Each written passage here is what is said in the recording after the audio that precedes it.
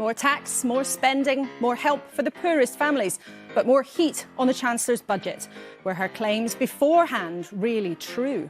There were fireworks and a furious attack on Reeves from Kemi Badenoch in the Commons on Wednesday. They're both here with us live today. Chancellor, welcome to the studio. Do you want people to trust you? Yes, and I said during the election campaign that I want people to be able to trust me with the public finances. I will never play fast and loose with the public finances because when you do, it's ordinary family finances and business finances that pay the price. And that's why in the budget this week, I was really clear going into it and coming out of it that I wanted to build up that fiscal economic resilience. So the headroom that I had in the spring statement of £9.9 billion, I've taken that up to £21.7 billion. And I know that some people are suggesting that there was a small surplus that the OBR published on Friday. But if I was on this programme today, Laura, and I was saying £4 billion surplus is fine, there was no economic repair job to be done, I think you would rightly be saying that's not good enough. That would have been the lowest surplus that any Chancellor ever delivered against their fiscal rules. But I was clear that I wanted to build up that resilience, and that is why I took those decisions to get that headroom to £21.7 billion. So you've increased the buffer, but this is about the impression that you gave people about what was motivating your decisions. You gave the impression in the run-up to the budget that you would have no choice but to put our taxes up because the economy was short of cash. That wasn't the case. Well, I'm really pleased that you give me a chance to answer that question directly. In the speech that I gave a couple of weeks before the budget, I said that my priorities would be to cut waiting lists in the NHS, cut the cost of living and cut the debt and borrowing. Forgive me, Chancellor, we need to go through this in detail. I don't want anyone to fall asleep in their cornflakes, but I need to explain the detail of what this is about. It's not about your overall political motivations, and you reminding us of those this morning. It's about the specifics of what you said. Now, on November the 4th, you said very publicly the economy had less cash than previously thought. I don't want to use the jargon, but it's a productivity downgrade for people who've been following it. Your message was plainly, sorry, everyone in the country, there's less than we thought, so I'm going to have to put your taxes up. That was not entirely true, was it? Yes. In the spring, I had headroom of £9.9 billion. The OBR numbers show that it moved around, but in their final pre-measures forecast, it was £4.2 billion. I clearly could not deliver a budget with just £4.2 billion of headroom. I'm asking you to address this question directly. Yes. On November the 10th, you told the BBC, sticking to your election promise not to put taxes up would require deep cuts in spending on long-term projects. We know now you'd been told you had an extra £4 billion to play with. It wasn't true to say that, was it? Was it a lie? I didn't have an extra £4 billion to play with. There was a downgrade in the headroom from £9.9 billion to £4.2 billion. But I was very clear in that speech on the 4th of November. I didn't want to have less headroom. I wanted to have more headroom. And the context of the budget, the biggest thing that changed was a downgrade in the productivity expectation going forward, which took £16 billion. Without that downgrade, that £4 billion would have actually been £20 billion. So I had to ask people to contribute more. In the end, I was able to keep that as low as possible with freezing the thresholds, not increasing the rates of tax. But I have asked people to pay more by freezing those thresholds for an additional 3 years. I recognise that, but I believe it was the right thing to do to be able to protect, particularly that investment into Chancellor, the National Health Service. The Treasury very deliberately created the impression that you were going to have to put people's taxes up to fill a big gap in the public finances that simply didn't exist. Now, you put our taxes up by £26 billion, in part to, as you've said, increase that buffer, but also to spend an extra £16 billion on welfare. You misled people in the run-up to the budget, did you not? You said you'd have to do this because you were short of cash. The numbers we have now seen suggest that's not what you did. No, I do not accept that at all. The OBR numbers themselves, which I agree with, and we knew they were going to be published, they are very clear that there was less fiscal space than there was just a few months ago in the spring, and we needed not less but more fiscal headroom. And but being you able didn't then need to £26 billion of extra taxes to fill that hole. I'll ask you again. The Treasury gave the impression that you would have to put our taxes up in order to fill a hole that we know did not exist. You put taxes Laura, up in part to increase the buffer, but also to spend £16 billion on welfare. Was it a lie when you told the country there'd be consequences because there were lower tax receipts? The numbers that you are using shows that the headroom, the fiscal space, had deteriorated. That's exactly what those numbers show. But it fell from nearly as much as you'd led people to believe. And of course, that didn't include the policy choices that we had made between the spring and the autumn, including on welfare and including on the winter fuel allowance. And so, of course, those are decisions that were already made. I said when those policies changed just before the summer that we would have to find that money in the budget. So I was very upfront about that. And yes, I did make the decision in the budget to scrap the 2-child limit. That was funded by increases in online gambling taxes and also by cracking down on tax avoidance and tax evasion, fully costed and fully funded, and lifting 500,000 children out of poverty. And isn't this exactly the point? That is the right thing to do, because I said when I became Chancellor, I would judge my time in office a success if there were more ordinary children from working class backgrounds living fulfilling lives, and lifting 500,000 kids out of poverty achieves exactly that. That is what I believe in. That is what my party believes in. But the point and we funded here, that through the gambling tax and cracking down on tax evasion. But the point here, Chancellor, is that it was your political choices that led you to put tax up in the way that you have, not the emergency and this enormous black hole that was suggested existed before your budget. Let's stick with whether or not everyone watching can trust you. Do you deny you created the perception before the election that you wouldn't put people's taxes up? Well, before the election, we did set out a number of tax increases. We said we would get rid of the non-dom tax status, which we have. Do you deny that you led people to believe you wouldn't put their taxes up, ordinary people's taxes? Well, we had a manifesto commitment not to increase the rates of income tax, national insurance or VAT, and also that we would keep corporation tax at its current levels. In the budget last year and the budget this year, I have stuck to those. But I was really clear on that speech that you referenced on the 6th of November that I would be asking everyone to make a contribution to be able to protect funding for public services. And that is why I made the decision to freeze the tax threshold for a further 3 years. The Conservatives froze that for 7 years. We have extended it from 2028 by an additional 3 years, but we haven't changed the rates of income tax, national insurance, VAT, or indeed how we haven't changed the corporation tax rate. But as a result of your decisions this week, 1 million more people, more than 1 million people, will start paying income tax or pay higher rates in the years to come. 2028. You're raising an extra £8 billion out of income tax. So whether it was the spirit or the letter of your election promise that you wouldn't put taxes up on working people, you have broken that promise, have you not? Well, I was really upfront in my speech, both in the budget this week and also on the 6th of November. So let's be upfront now. You've broken that promise, haven't you? Well, I have asked people to make a contribution. We didn't break the manifesto. We haven't broken the manifesto because that's explicitly said about the rates. But am I asking working people to pay a bit more? Yes, I am asking working people to pay a bit more. And I have been clear and honest about that. The Conservatives did it by sort of trying to sweep it under the carpet. I don't want to be that sort of Chancellor. I am being honest and upfront that we're asking people to pay more in tax. Well, if you don't want to be that sort of Chancellor, let you remind you what you said. Your manifesto said we will not increase NI, the basic or higher or additional rates of income tax. Labour won't raise taxes on working people. And you created that perception. And now, after all, you are putting their taxes up and you won't even admit to people that you have broken the spirit of that promise? You're saying, oh, well, if you'd read the small print, you might have realised we'd do it anyway. Print. It was in the next sentence, Laura. It said those specific taxes. But I do recognise that we are asking people to pay more. That is a choice I made. I could have chosen, as I said to Matt Chorley in that interview on the 10th of November, to make deep cuts to public spending. I didn't make that choice because people voted for change in the general election last year. You know what, Chancellor? I think some people let me just finish this because this is important, and I'm just answering your question. Yep. We promised change in the general election. That was the front word on our manifesto. And part of that change is getting NHS waiting lists down. We've brought them down by almost 250,000 in just over a year. But we've got more work to do to get more people off of those waiting lists.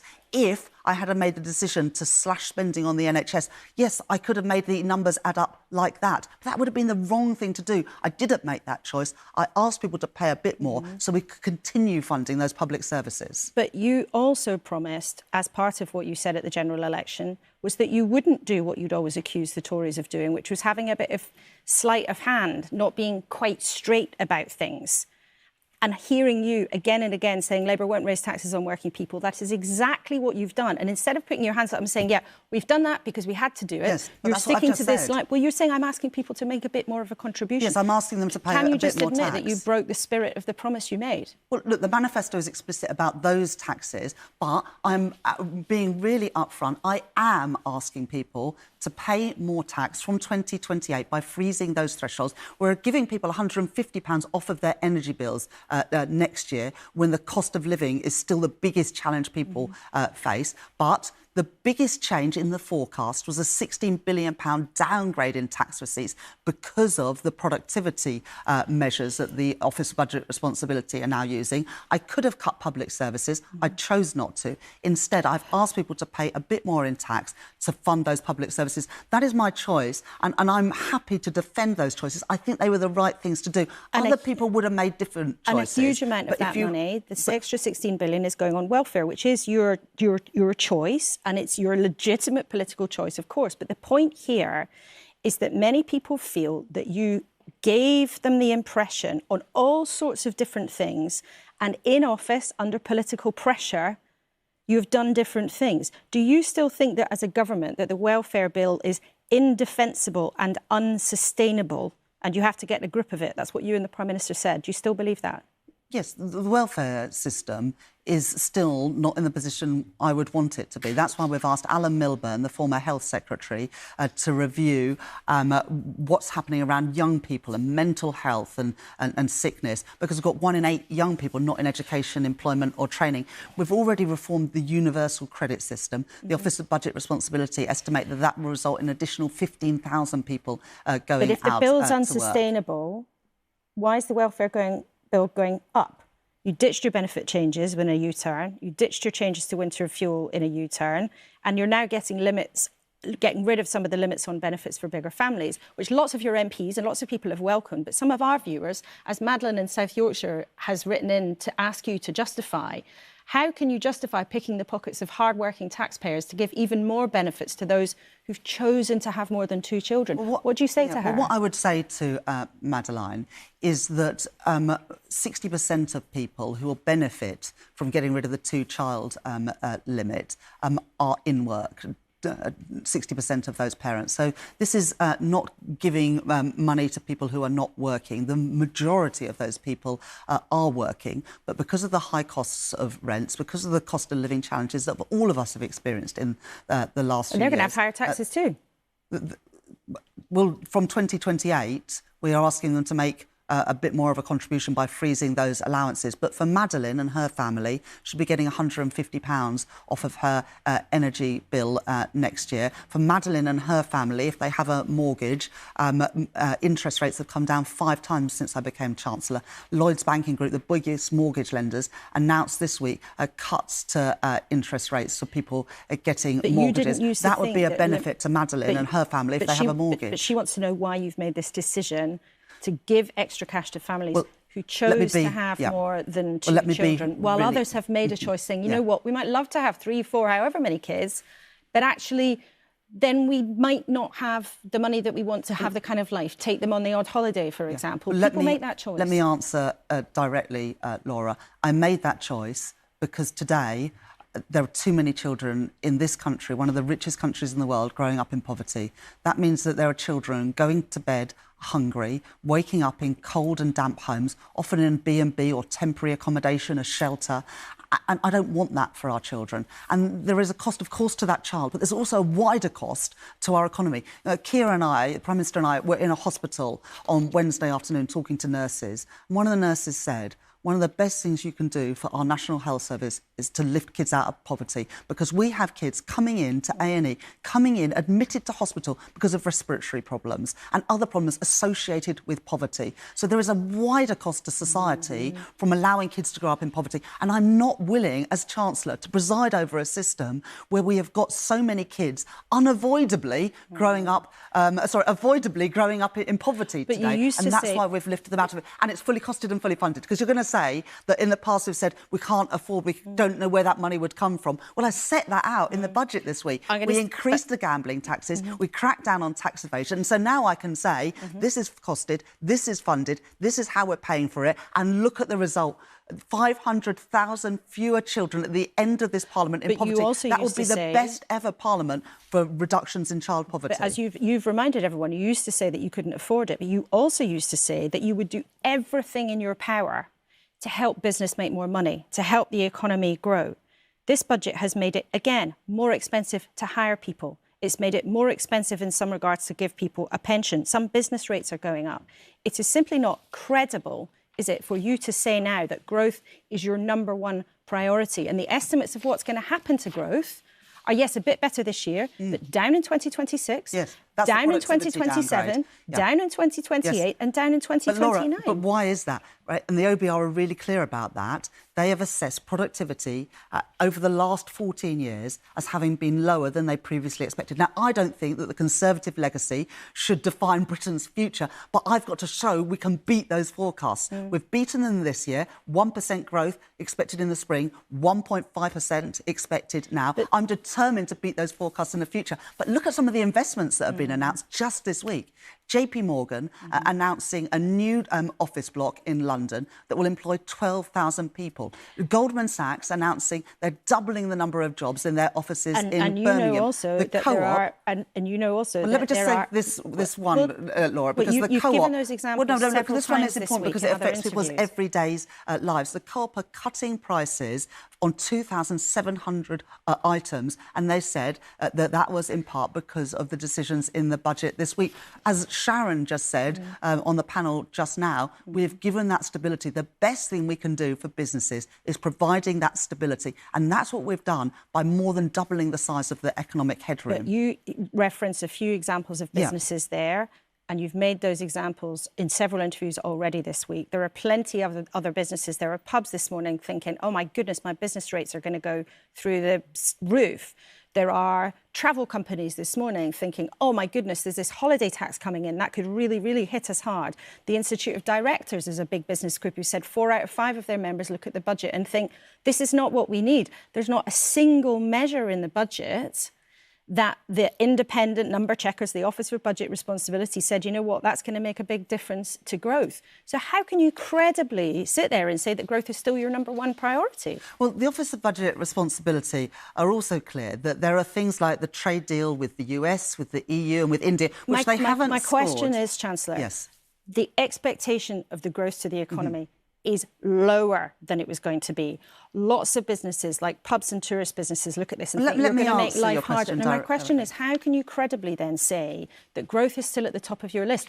Politically, it's perfectly legitimate to have whatever you like at the top of your list. But the point is, you went into the election, you sat in that chair many times saying growth's number one. Growth is the number one priority of this government, because without growth, you can't sustainably lift living standards or have the money to invest in public services. Well, that's why you put taxes up by £26 billion, isn't it? Well, we had to increase taxes in the budget this week to rebuild that fiscal headroom. And yes, I did increase taxes on gambling companies and crack down on tax avoidance. But not by to get rid of the £26 billion you didn't. You're making that same claim. Yes, well, £17 billion to increase the headroom. £3.5 billion to cut child poverty, funded by the gambling tax and cracking down on tax evasion.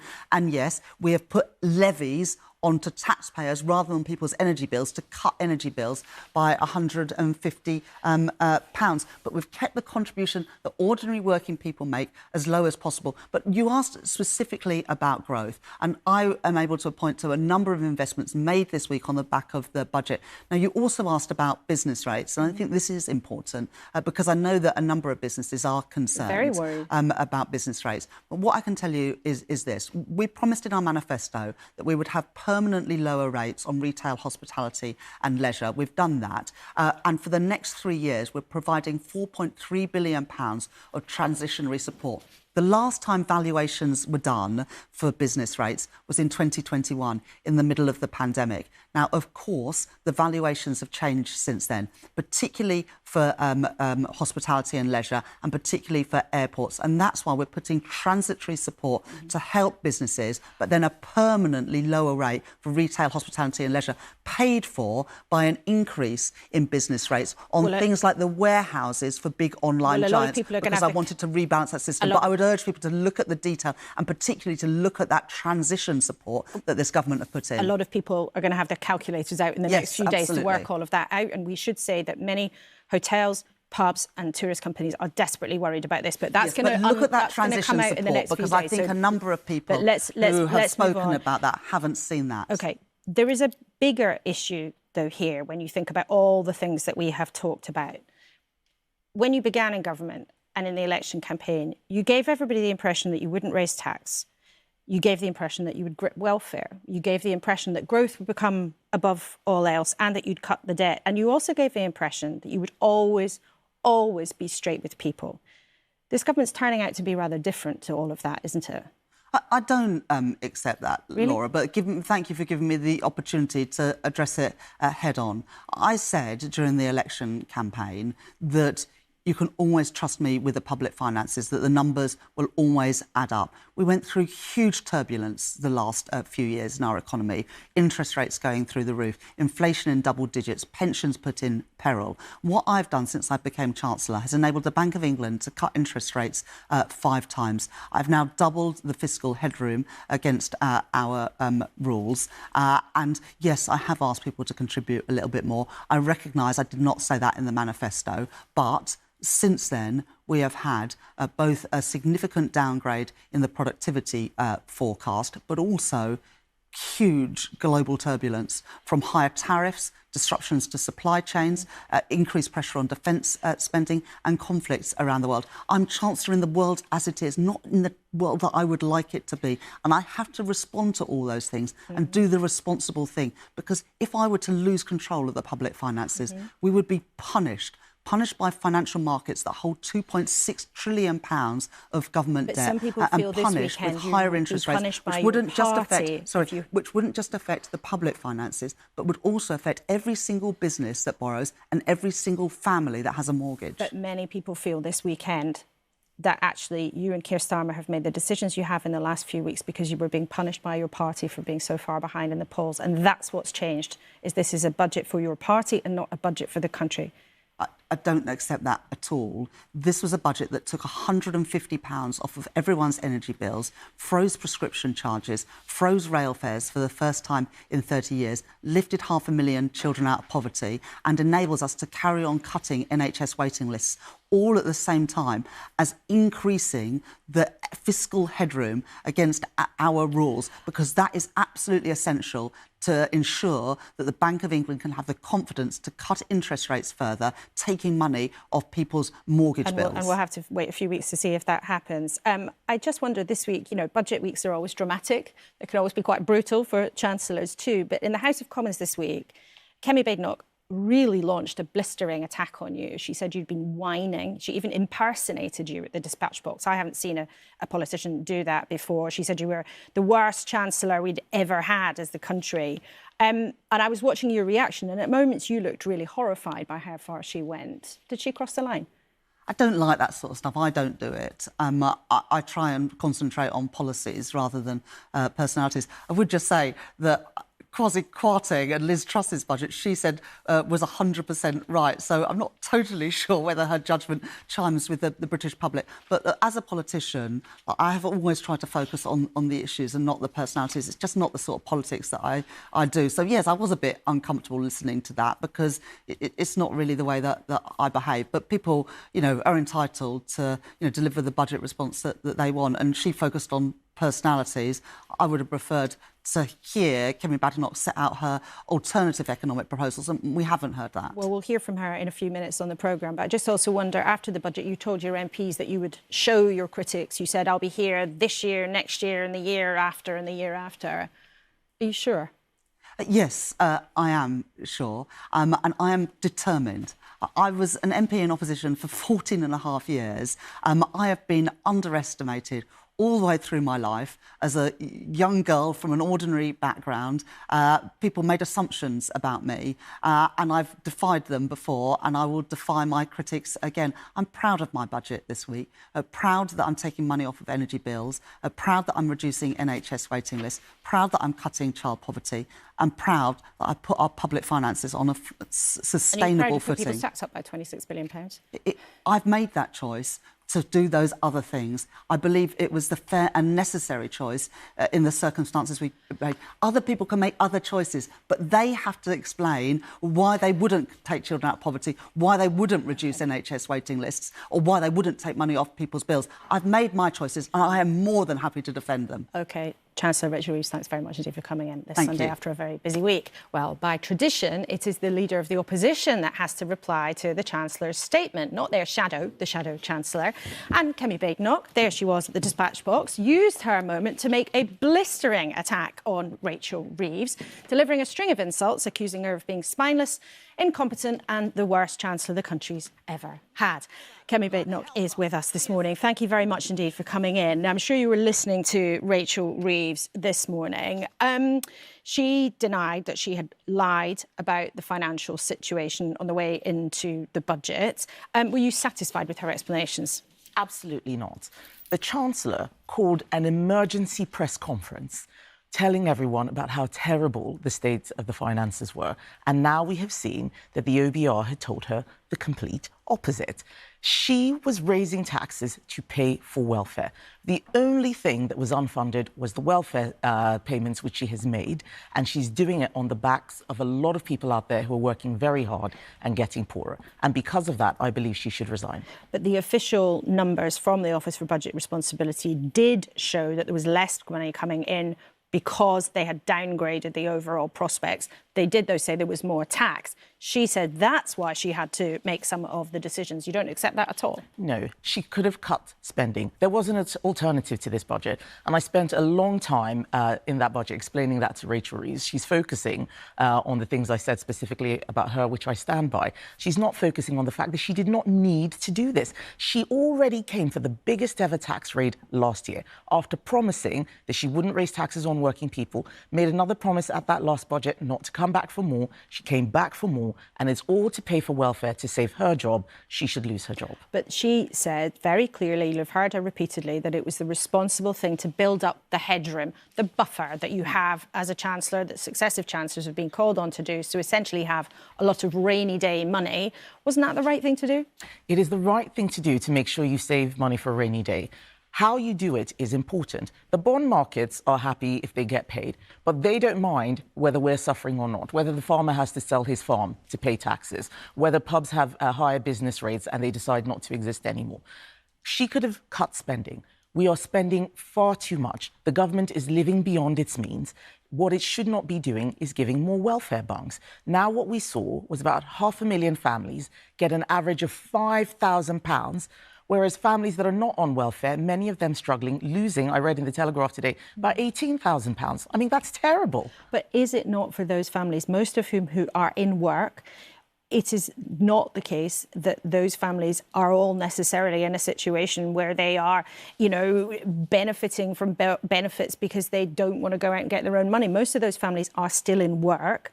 And would you see children who are going short not getting the help that they require? So this is a good point. Many of those families are in work. About 60%, I think. Many of them are in work. but they're not getting paid. They're not getting paid high enough wages. The only thing that can fix that is growth. There was no growth in this budget, and worst of all, unemployment has increased every single month since Labour came into office, mostly because of the disaster of the last budget. So this is her second bad budget. She raised the jobs tax last year, which meant that many businesses decided to put people, out of work. We now have 1 million more people on universal credit now than when Labour came into office.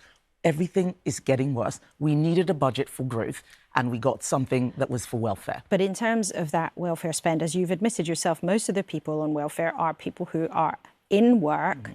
You claimed that this budget was all about benefits when some of the money that was raised was going towards the buffer. And you garnered a lot of attention for your response to the budget this week by being extremely critical of Rachel Reeves. Didn't you take things too far? I remember last year's budget, Rachel Reeves took a swipe at me. I wasn't even leader of the opposition then. She's forgotten now. I remember when Rachel Reeves was out there calling Rishi Sunak a liar. I remember when they were all calling Liz Truss a lettuce. But now it's them, and I'm merely talking about her competence. They can't take it. They like to dish it, but they can't take it. My job is to hold the government to account, not to provide emotional support for the Chancellor. And the people out there wanted someone to tell her she was doing a bad job, and I had to make sure that I got that message across. Is it not beyond the normal bounds of political conversation, though, which can be very rough? Let's face it, Parliament is often very rough, especially on a Wednesday at Prime Minister's questions. But you called her spineless. You said that she was incompetent, and you mocked her for being mansplained when there was a colleague talking to her from the benches across. She clearly feels that that was something that made her feel very uncomfortable. And I know both of you have said before on previous occasions that actually it's important that politicians talk properly to each other, that they talk respectfully, or else, as Abby said, actually people watching think, you know what, that is the stuff of the playground. Don't you, as the leader of the opposition, have a responsibility not to go quite that far, not to be quite so personal? That hasn't been the response that I've actually had. I've had thousands of people write to me saying, thank you for saying what all of us are thinking. Every single week, I stand opposite Keir Starmer. He does a lot of mocking. He's very rude. I remember when he called a COVID variant the Johnson variant. They forget. I don't care whether people misbehave at the dispatch box. What I care about is whether or not I'm doing a good job. She should care about whether or not she's doing a good job. She's doing a terrible job. And if she has lied, which I believe she had, about the state of the public finances, let's not forget people made decisions based on that. People drew down their pensions, something that they cannot reverse. Some people left the country worried about an exit tax. Some people fixed their mortgages. People made serious decisions on the back of her announcements, and now we're finding out that it was not true. So she needs to face up to that. So you are claiming that she didn't tell the truth. She says she didn't mislead anybody. What happens now then? I mean, what's your party going to do about it? Well, the Shadow Chancellor Mel Stride has written to the FCA because what we see is market abuse.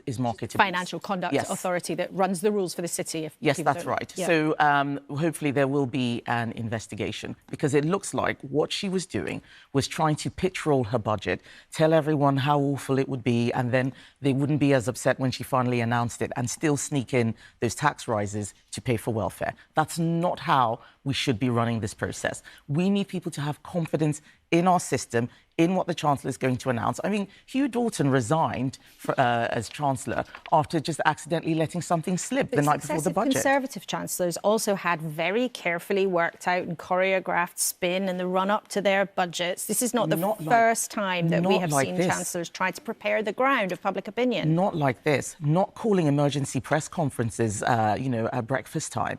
And also, she put out so much in the budget. There was nothing in there that surprised me. I mean, she's saying, oh, there was an OBR leak 10 minutes. I knew what was coming out in the budget for 3 months because she pretty much said every single thing that was going to be in there. And I think that that is not right. Parliament is the first place where we hear a budget. But all that is by the by. The fact of the matter is she had an alternative. She could have cut spending. She chose not to. We've talked about whether or not what she said was true, but people out there are suffering. Someone has to speak for them. That is my job. Kemi Badenoch, Leader of the Opposition, thank you very much indeed to come in and see us on a Sunday morning.